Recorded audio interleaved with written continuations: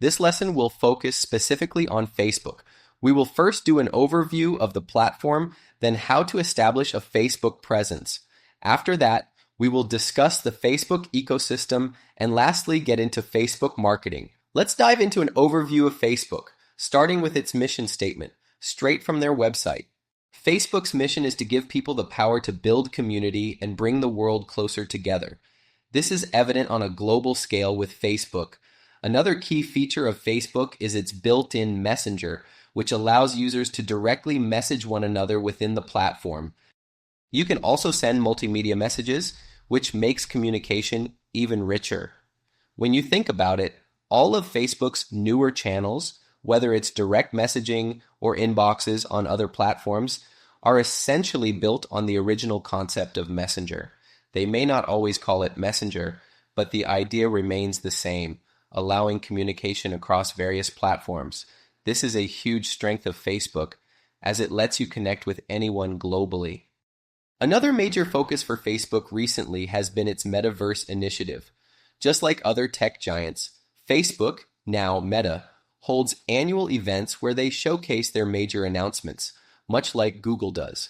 In the past 4 to 5 years, the metaverse has been a significant topic of discussion, as it represents an entirely new community. Beyond that, Facebook groups are another powerful tool. These groups allow people to find their tribe within the larger community based on shared interests. It could be around a topic, a hobby, or even a segment within a brand.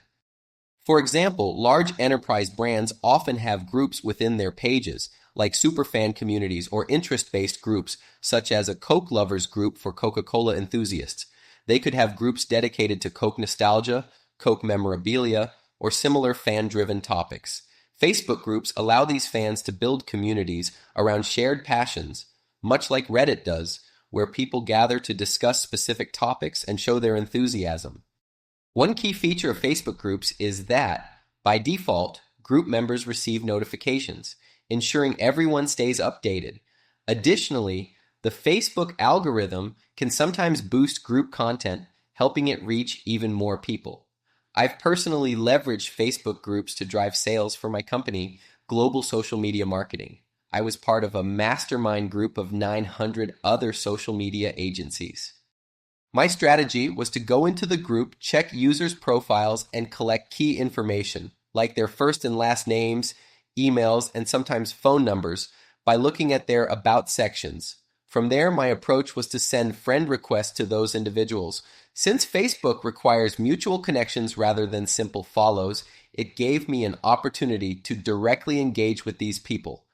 If they didn't respond to my friend request, I could send a message through the group. Using this method, I connected with other entrepreneurs and pitched our services.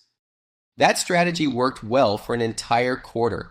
My team and I built a list of 800 contacts, took numerous sales calls, and ultimately closed 5 clients.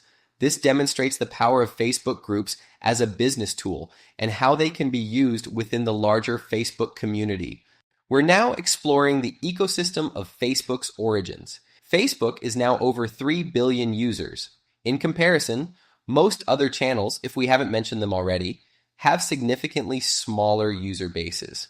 Snapchat, for example, has about 450 million users, X has around 650 million, and TikTok is nearing 2 billion. YouTube and Google have even higher numbers than Facebook. Instagram also hit the 2 billion mark. So when you look at all these networks, Facebook is clearly one of the most dominant in terms of sheer numbers. Although things are changing now, Facebook's audience is still one of the largest overall. Another key point to consider in Facebook's story is that it was the first social media platform to become profitable. Most of its revenue comes from advertising, and it has expanded into so many different sectors. Today, Facebook is a big tech company, and of course, Instagram is also a major asset for Facebook. So, while the younger generation may not be as active on Facebook, it's clear that both Instagram and Facebook still hold strong appeal across generations.